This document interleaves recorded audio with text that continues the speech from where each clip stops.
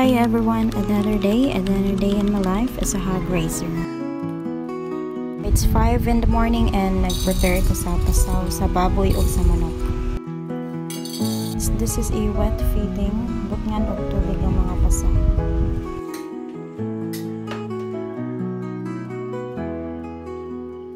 So mauto nangapi ko kadali nya gigutomang ko. Nakita ko carrots nya mao akong gipanitan.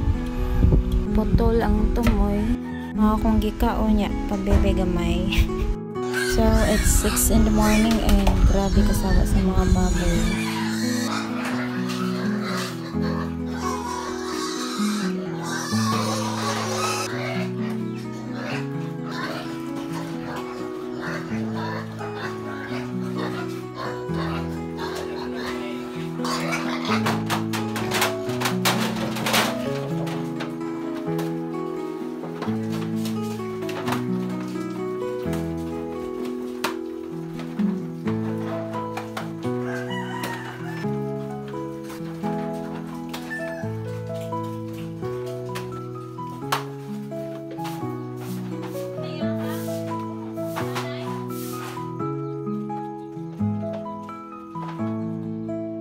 Size media namin nahuman niya, nakamata man akong baby.